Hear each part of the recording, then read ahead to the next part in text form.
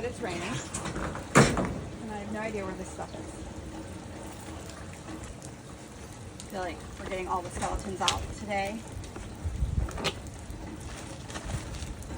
This thing.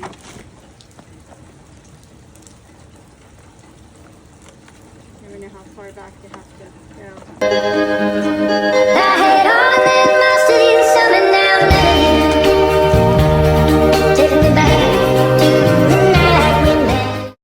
And so I think the biggest thing for me is to let other victims know that you're not at fault for what happened. When you're a child, you don't make those decisions.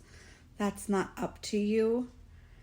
You're not old enough to make those decisions. So even if at some point you felt like you were complacent or compliant, it really was beyond your grasp at that point.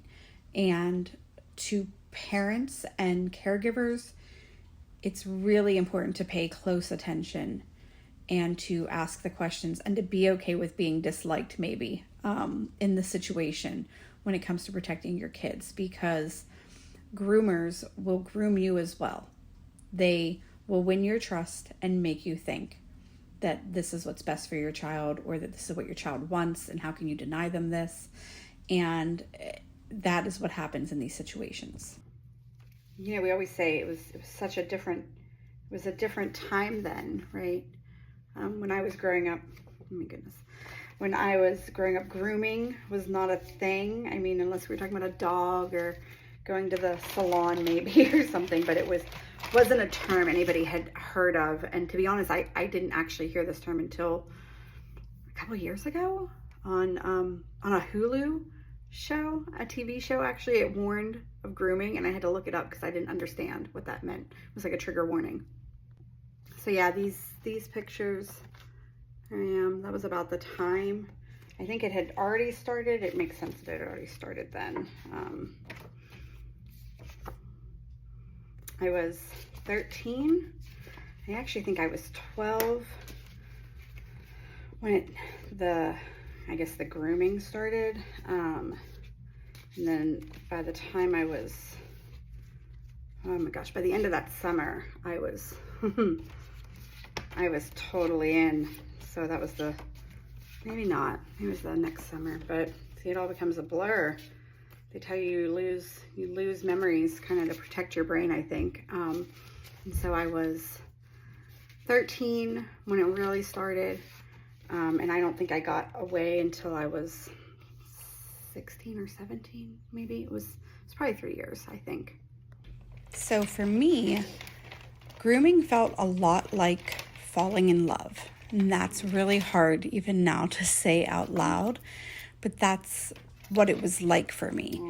Because there was this romantic part to it. I had this older person, I mean significantly older, twice my age, telling me how smart I was, how pretty I was, how mature I was for my age.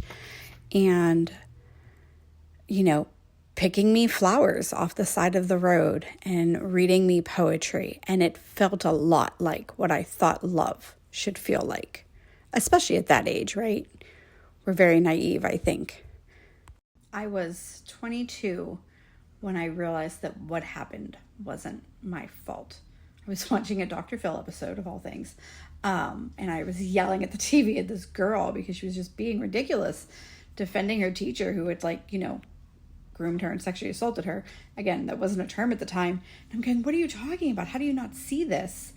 And then it just clicked. It just went off like a light bulb. So a lot of time victims don't even realize that they're victims, right? We blame ourselves.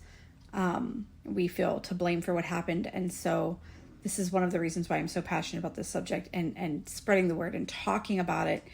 I mean, it's been almost 30 years and I'm just now comfortable to speak out about it at all.